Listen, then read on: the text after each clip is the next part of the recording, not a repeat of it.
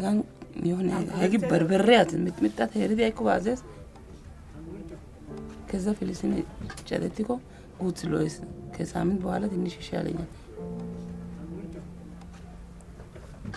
ከዛ የመታይስ ሳከስ ሎይስ ሳከስ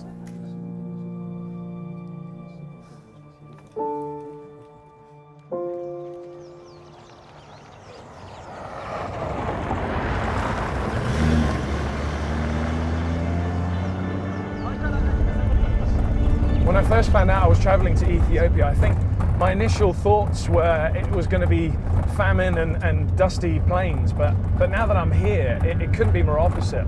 It's very green, rich, fertile farmlands. And I'm here with a team of people from APA, which is Action on Podoconiosis Association. And I'm here really to find out what is podoconiosis, or for short Podo. How does it affect the people? And more importantly, what can we do to help?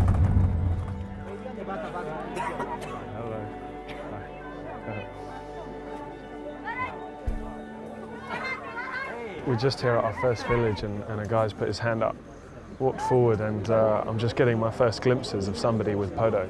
And it's a bit shocking, to be honest. And right now, just immediately, Paul shaked his hand and you could see tears just coming to his eyes. And straight away, you can just sort of imagine the rejection that they have to go through. It's a little bit overwhelming.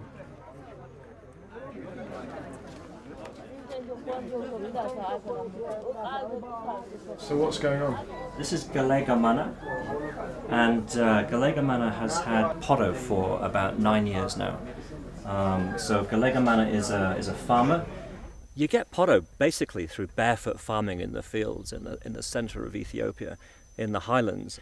As these people farm barefoot, their skin gets incredibly dry. It cracks and splits. This soil enters their flesh.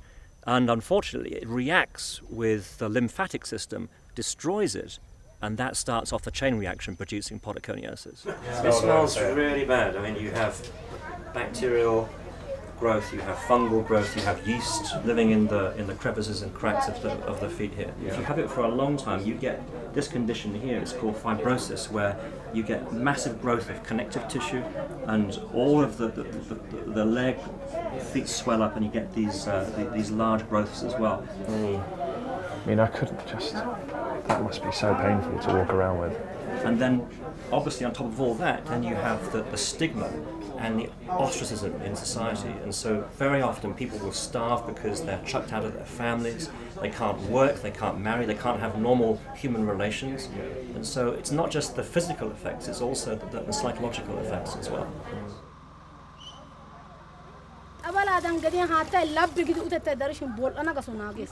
So what's happening at the moment, Paul? Okay, this is the nurse in the site in Kucha. She's teaching him how to wash his own legs, because he can't live here. He's got to go back to his village and do this for himself. Well, what strikes me as just unbelievable is I can see 4 items. I see water, I can see bleach, beauty soap, and what looks like Vaseline. It is Vaseline. It's Vaseline. It just strikes me as, I don't know what the word is. With these 4 items and a bit of care, it's just returned back to normal. It is. It's a bit scandalous almost. It's wonderful, it's amazing, it's horrifying, it's offensive all at the same time. This is a silent tragedy, nobody has heard about it. You've seen it for yourself, how horrific it is, but also how easy it is to treat.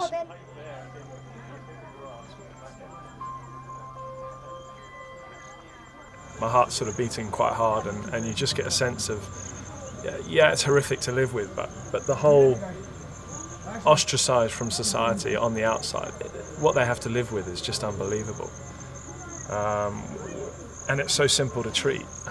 I've said it a couple of times already, but it's just so simple. It's a bit of water, it's a bit of soap, and it's caring for them, it's loving for them. It's treating them like people, like normal human beings. and we can just restore whole communities, and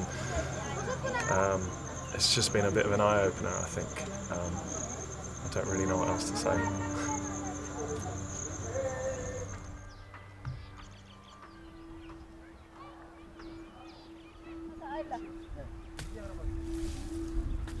About 11 million people are attracted to farming on this soil because it is so nutrient rich. The disease affects, therefore, about 5 to 10% of the population, approximately 2 million people across the country.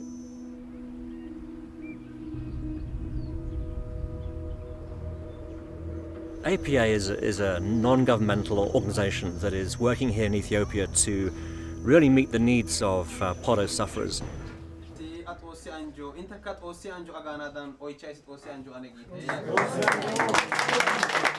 I'm founder, member and general manager of Action on Podoconiosis Association.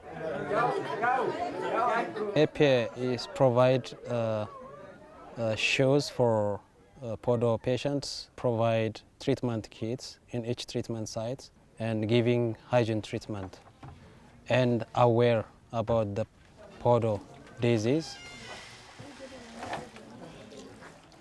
Because we're an NGO, we actually are contracted to deliver healthcare benefits to these people on a 3-year program, which means that we have very close ties with local government. And in fact, many of the government health extension workers, for example, are an integral part of the APA campaign.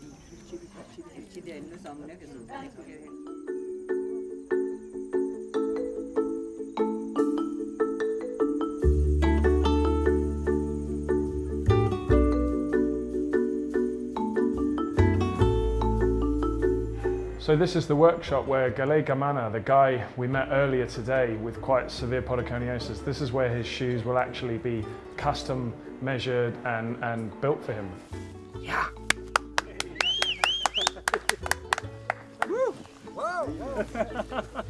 Obviously the big issue is walking around barefoot, so one of the key preventatives is getting people into shoes, educating them about the importance of wearing shoes in this area. We've just seen a lady, she's just behind me in the long skirt, and for the first time she's in a pair of shoes, but a couple months ago she couldn't go to any weddings, she couldn't go to funerals. She heard about APA and the treatments that they're doing here. She started being treated, and within months the smell's gone, the swelling's gone down. She's now just been fitted for a pair of shoes. She's walking around freely, normally, and just life is being restored again, and it's just incredible to see.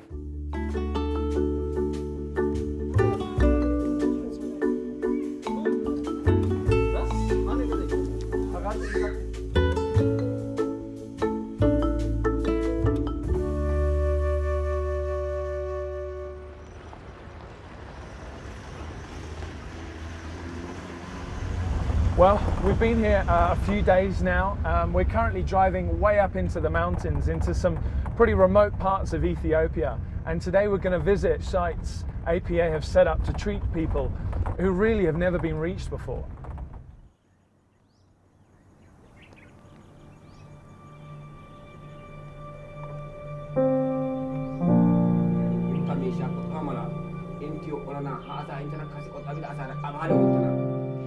So what's this lady's story?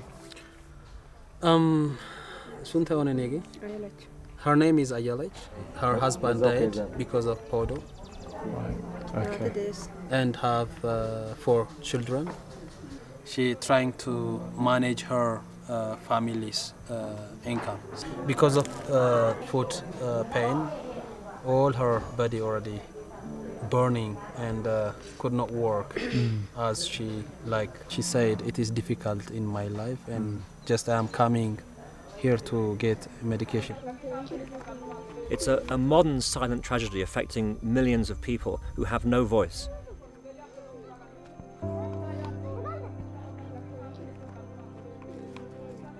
The treatment is so cheap and it's so low cost. We just need a large amount of people just giving a little, but also we need people to gossip about what Podo is.